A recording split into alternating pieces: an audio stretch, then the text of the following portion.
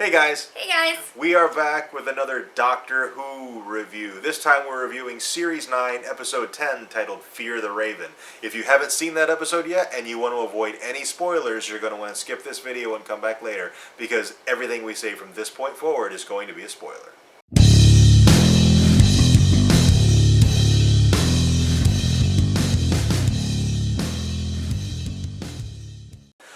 Wow. Yeah. What an episode. It was exhaustingly good. It was, oh wow. This episode was really freaking good for me. Like, this is probably my favorite episode of this series. Yeah, that's what I was getting ready to say, is I think this is my favorite episode of Series 9, and I think it is the hands down best episode of Series 9. Yeah, this episode was just brilliant on so many levels. First of all, what I really enjoyed right off the bat is in the first 10 minutes of the episode, we get a Doctor moment when Rigsy, they basically, him and Clara have to convince the Doctor to help him. And when he finally does, it's like Doctor moment. He gives his little speech, the music cues, and it's like goosebumps. All right, let's jump on board because we're going for a ride. And this episode was a freaking wild ride. Yeah. What I liked was kind of, there was a little bit of foreshadowing, like when Clara's hanging out of the TARDIS looking at London, Rigsby mentions how reckless she's loving being this reckless, and he's like, yeah, it's a problem of hers, or, something to that it's sort. It's an ongoing problem. Yeah, it's an ongoing problem, and him mentioning that is actually the reason she ends up dying at the end of the episode. Is she's being reckless, and she's like living off the thrill of this being reckless. And she mentioned, she's like, you're reckless, why can't I be like you? Yeah. And that's what she's been striving to be all series long, is to be more like the Doctor, and it finally came around, and it bit her hard. Yeah, and she got herself into a situation she couldn't get out of. Speaking of Clara's death, her goodbye. Yeah. It's right up there with Amy Pond's goodbye and Rose Tyler's goodbye for me. Yeah, it was a very powerful scene. Very powerful and emotional goodbye. Yeah. Like, I was like, okay, deep breaths, don't cry. They're fictional characters. Yeah. And the thing, it was crazy, is Clara has never been one of your favorite companions. No, like, I like Clara, but Rose is my favorite companion, but I think that's because Nine's my favorite Doctor, and so, I mean, you kind of have to... Your first Doctor, my first Doctor, my first companion, they're both my favorites. I absolutely love them together. So, Clara would probably, I'd probably like Amy before Clara, but, she's number 3. So, that's not too bad. Okay, I thought she was farther down the list for you. Well, no. Okay. But she's not my favorite companion, but it was still, and we saw this coming, we were like, I wonder if Clara's gonna die. They haven't had a companion death. Yeah. In New Who, there has not been a companion death. Technically Amy, but not really. Yeah.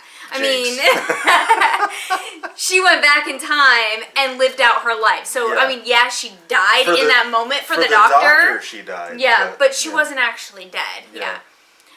So this has really been the first companion death. And we were both like, oh, man, that's how we think it's going. But, man, this is going to ruin the Doctor. Like, how is he going to deal with this? This is going to ruin him emotionally. And she doesn't make him promise. She gives him an order not to seek out vengeance.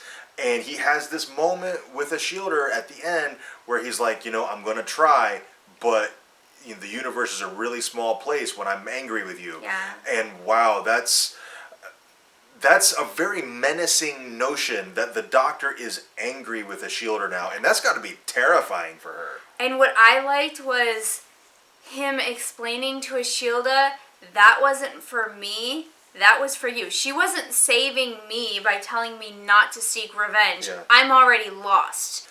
And the level of guilt that a Shielder feels is very apparent. Yeah. But then there's like that huge amount of guilt, but then there's also this huge amount of, oh no, the Doctor is very cross with me. I've stepped over a line here that I can't go back from. Yeah. What I really like is, since they've introduced Ashilda, she lives forever, and so there's this concept of a mortal person suddenly being immortal. We were not made to be immortal, and she touches on that when she says, that's the curse of being immortal with a finite memory, is you can't remember everything. Yeah. You forget tons of stuff that you should remember. And I think another thing is, what the doctor had brought up in a previous episode, is she's forgetting what it's like to be human and have human emotions and be moral.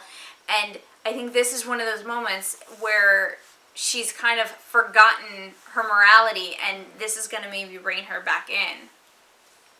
So the whole plan was to trick the doctor to come to this trap street and get the cuff on him and teleport him somewhere. And from the promo, it looks like it's like some kind of prison or something. It's like this. He says this place was designed to have all my personal worst fears, and so it seems like a prison. And I got to think Missy is behind it somehow. Yeah. And that a Shielder has been duped into doing this. So we've been talking about it as if this is Clara's death, but could they maybe pull a Rory? Yeah, I mean, they could bring her back. This is Doctor Who. Nobody's ever really permanently dead. Yeah.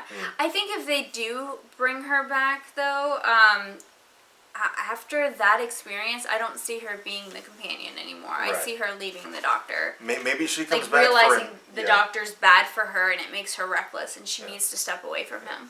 Maybe she comes back for an episode and then voluntarily just leaves the Doctor.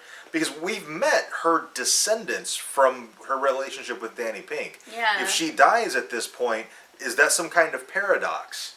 So, I mean, just something to think about, because we know this person existed because we met him. Yeah. She met him, and she hasn't had any children yet. So did they rewrite the timeline or something? Is there some kind of conflict going on there?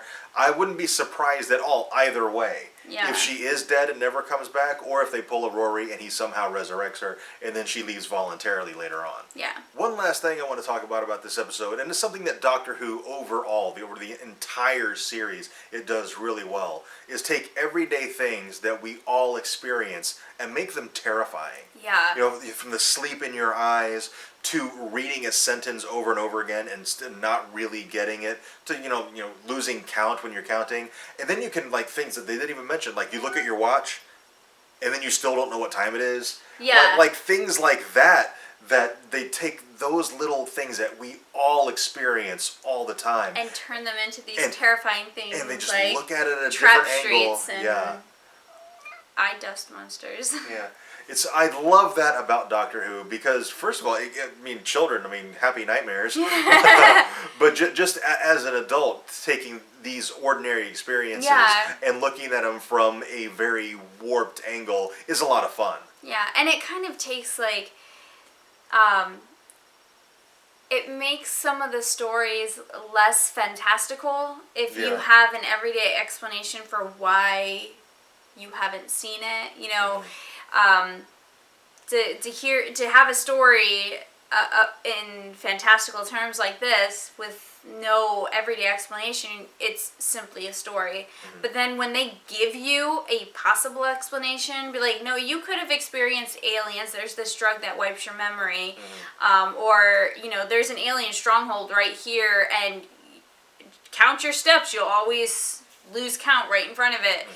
They have these ordinary explanations, and it just kind of makes it more real and kind of terrifies you just a little bit before you realize it's just a story. And it adds an element of fun to the terror, which is awesome. And it's something that Doctor Who is unique. Yeah. It's about basically the only show ever that's really done that successfully. Yeah, typically if a show's going fantastical, they just go all the way. Yeah. If it's some sort of fantasy, they go for it. It's a different universe. But this one here ties it into ours. It's like, no, this is why nobody can remember it. Or this is why you don't realize there's aliens amongst you and such. Okay, I think that's pretty much it for this review. If we missed anything, if there's anything you think we should have talked about that we didn't, or if we got anything wrong, let us know down in the comments and we can discuss it. Also, if you enjoyed this review, and we really hope you did, be sure to let us know by clicking that like button and subscribe for more reviews. And thank you very much for watching, and we'll see you next time.